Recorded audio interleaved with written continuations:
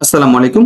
আপনি কি করে খুব ভালো একটা স্ট্যান্ডার্ড ইন্ট্রোডাকশন লিখবেন আপনার রিসার্চ পেপারের জন্য, এইটাই আজকে দেখাবো।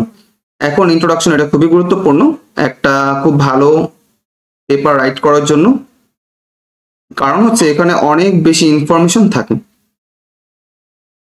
ইন্ট্রোডাকশনটা সাধারণত অ্যাবস্ট্রাক্টের পরেই পাওয়া যায় বা থাকে বা অ্যাড করা হয়। প্রায় প্রত্যেকটা আর্টিকেলের মধ্যে কিন্তু ইন্ট্রোডাকশন থাকবে। এখন এটাকে আপনি কিভাবে লিখবেন, কোন কোন পয়েন্টগুলোকে সামনে রাখবেন, কোন কোন ফ্যাক্টর উপর ডিপেন্ড করে ইন্ট্রোডাকশন লেখা, এটা নিয়ে আজকে ডিসকাস করব। প্রথমে আপনাকে লেখার জন্য যে পয়েন্টগুলি মাথায় রাখতে হবে এগুলো আমি রেড কালার করে দিয়েছি। প্রথমে একটু এক্সপ্লেন করা ট্রাই করি। Start with a hook or attention গ্রেবার।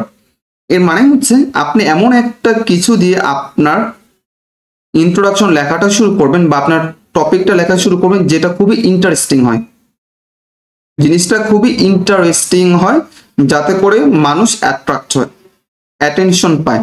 Otherwise দেখা যাবে যে আপনি ইন্ট্রোডাকশন লিখলেন ঠিকই, কিন্তু প্রথমের দিকে যদি মানুষ অ্যাট্রাকশন না হয় বা মানুষের নজর যদি কাটতে না পারে, সেক্ষেত্রে কিন্তু পরবর্তীর যে লেখাগুলো আছে বা টেক্সটগুলো আছে এগুলো পড়ার জন্য খুব একটা আগ্রহ দেখাবে না। সেজন্য প্রথম কাজ হচ্ছে এত বড় না লিখে জাস্ট যদি কমও লেখেন ইন্ট্রোডাকশনের মধ্যে, কিন্তু খুব সুন্দর করে শুরু করবেন, মানে শুরুটা যাতে বেটার হয়, ভালো হয়। এটা দ্বিতীয় হচ্ছে প্রোভাইড ব্যাকগ্রাউন্ড এন্ড ইনফরমেশন, অর্থাৎ আপনি যে বিষয়টা নিয়ে রিসার্চ করেছেন ওই রিসার্চ এর একটা ব্যাকগ্রাউন্ড আপনি দিবেন। এটা হতে পারে প্রিভিয়াস হিস্ট্রি, তো ম্যাক্সিমাম দেখা যায় প্রিভিয়াস আপনি যে রিসার্চটা করেছেন ওইটা নিয়ে যে কাজগুলো হয়েছে ওইটারই একটা সামারি টাইপের বা একটা ব্যাকগ্রাউন্ড বা ইন্ট্রোডাকশন টাইপের কথাবার্তা থাকে, তো এটা এখানে অ্যাড করে দিবেন। অবশ্যই এটা রেলিভেন্ট হতে হবে। 3 নম্বর হচ্ছে state the research problem or question, অর্থাৎ আপনি যদি কোনো কোয়েশ্চেন বা অ্যান্সার প্রবলেম নিয়ে কাজ করেন তাহলে এটা এখানে ক্লিয়ার করে বলে দিবেন যে আমি আসলে এই রিসার্চ গ্যাপ নিয়ে কাজ করছি বা এটা নিয়ে কাজ করছি, এরকম বলে দিবেন। এরপর outline the purpose or objective, অর্থাৎ আপনি যে রিসার্চটা করেছেন ওই রিসার্চের অবজেক্টিভটা কি বা পারপাসটা কি, কেন এই কাজটা করেছেন, আপনি রিসার্চটা কেন করেছেন, এই বিষয়টা এরপর বলতে হবে। এরপরে হচ্ছে outline the structure of the article.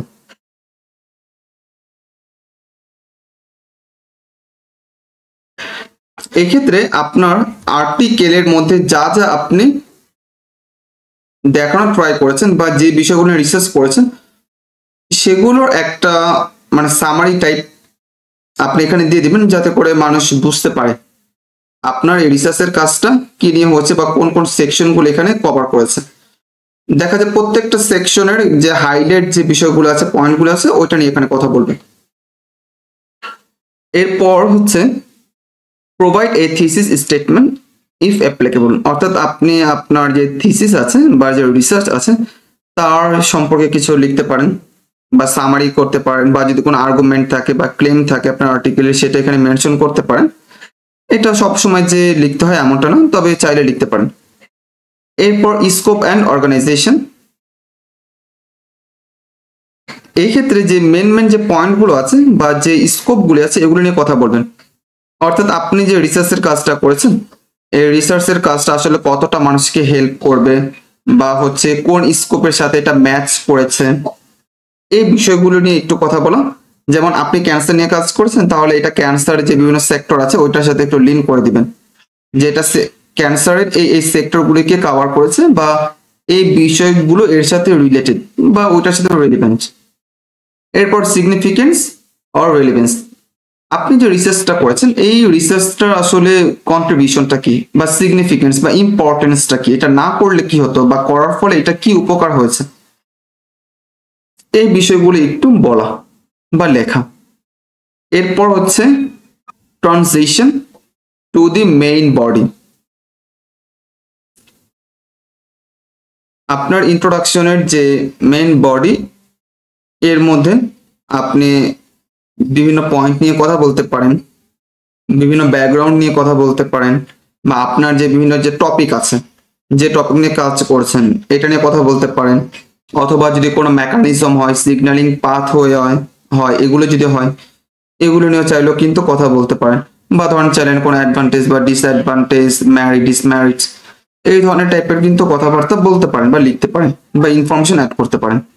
এরপর রিভিশন অ্যান্ড পলিশিং, অর্থাৎ আপনি যখন ইন্ট্রোডাকশনটা লিখে ফেলবেন, লেখার পরে এটাকে একটু মডিফাই করবেন, ভালো মতো মডিফাই করবেন, দেখবেন এখানে কোনো ভুল আছে কিনা, গ্রামাটিক্যাল মিস্টেক আছে কিনা, ইনফরমেশন মিস্টেক আছে কিনা, এখানে ঠিক মতো পারপাস দিয়েছেন কিনা, কন্ট্রিবিউশন দিয়েছেন কিনা, এরপর কনসাইজ হয়েছে কিনা, এটা বিভিন্ন বার বা বারবার এটা রিভিশন করবেন। রিভিশন করে যদি কারেকশন করতে হয় তাহলে কারেকশন করবেন।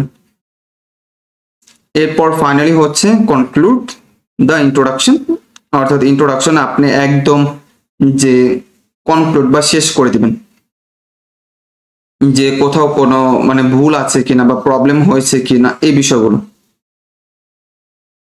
এখানে এসে নতুন করে কোনো ইনফরমেশন অ্যাড করতে হবে না, শুধুমাত্র ইন্ট্রোডাকশনটা যে লিখেছেন সেটা একটু সামারি করে এখানে বলে দিবেন, যাতে করে শেষের 2-3টা লাইনে যদি কেউ পড়ে তাহলে যাতে বুঝতে পারে। আর পাশাপাশি আপনার যে অবজেক্টিভ ছিল এটা এখানে চাইলে অ্যাড করে দিতে পারেন, তবে কখনো এখানে নতুন কোনো ইনফরমেশন অ্যাড করা যাবে না, যেহেতু এটা কনক্লুশন পার্ট। এখানে মেইন নিয়মটা হচ্ছে কখনোই কোনো কনক্লুশনের মধ্যে আপনি নতুন কোনো ইনফরমেশন অ্যাড করতে পারবেন না, অর্থাৎ প্রিভিয়াসলি যা নিয়ে কথা বলেছেন এখানে জাস্ট ওই জিনিসগুলোই মেনশন করতে হবে। এরপর বেশ কিছু টিপস আছে, যেমন এটা অবশ্যই বি কনসাইজ অ্যান্ড ফোকাস হতে হবে। দেখতে পাচ্ছি এখানে বি কনসাইজ অ্যান্ড ফোকাস, অর্থাৎ টু দ্য পয়েন্ট আপনি লিখবেন এবং এসেনশিয়াল ইনফরমেশন দিবেন, আননেসেসারি ইনফরমেশন দেওয়ার কোনো দরকার নেই। এরপর একদম স্ট্রেট ফরওয়ার্ড ল্যাঙ্গুয়েজে লিখবেন, ক্লিয়ার কাট লিখবেন, যাতে করে কোনো প্রবলেম না হয়। আর যত অপ্রয়োজনীয় ওয়ার্ড আছে, সেন্টেন্স আছে, ইনফরমেশন আছে, এগুলোকে অ্যাভয়েড করবেন। এরপর মেক ইন এনগেজিং,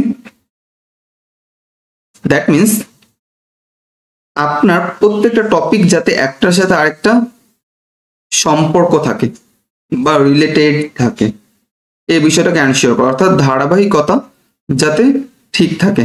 উপরে একটা ইনফরমেশন দিচ্ছেন, এরপরে 2-3 লাইন পর আরেকটা ইনফরমেশন দিচ্ছেন, উপরেটার সাথে নিচেটার কোনো মিল নেই, এটা যাতে না হয়, অর্থাৎ এনগেজ যাতে থাকেন। এরপর রিভাইজ অ্যান্ড প্রুফ রিড, বারবার আপনারা পড়বেন, নিজেরা চেক করবেন, যারা অথর আছে তাদেরকে বলবেন চেক করার জন্য, টিম মেম্বার যারা আছে, রিসার্চ টিম যারা আছে তাদের কাছে এটা পাঠাবেন, তারা এটা কারেকশন করবে, দেখবে এটা কোহারেন্স ঠিক আছে কিনা, ক্লারিটি হয়েছে কিনা, এরপর অ্যাকুরেসি ঠিক আছে কিনা, গ্রামার বা স্পেলিং কোনো মিস্টেক আছে কিনা, পাংচুয়েশন এরর আছে কিনা, এই বিষয়গুলি তারা রিভাইজ করে ঠিক করে দিবে। কোনো ইনফরমেশন মিস্টেক আছে কিনা এটা কিন্তু তারা রিভাইজ করে ঠিক করবে। যদি কোনো ভুল থাকে তাহলে এটাকে কারেকশন করবে, আর যদি কোনো ভুল না থাকে সেক্ষেত্রে এটা আপনারা সাবমিট করতে পারবেন। তবে অবশ্যই আপনার সুপারভাইজার বা মেন্টর যে থাকবে তার সাথে কথা বলে নেবেন। অর্থাৎ এই বিষয়গুলো যদি আপনারা মাথায় রেখে স্ট্যান্ডার্ড একটা ইন্ট্রোডাকশন লেখেন তাহলে কিন্তু পেপার এটা আন্ডার রিভিউতে যাবে এবং অ্যাকসেপ্টেন্স হওয়ার পসিবিলিটি অনেক বেড়ে যাবে।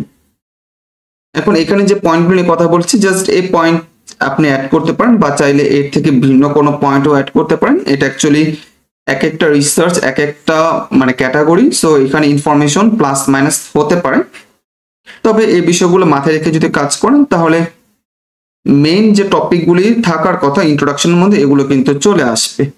বাকি আপনি যদি চান আপনি আপনার মতো করে মডিফাই কিন্তু করে নিতে পারবেন।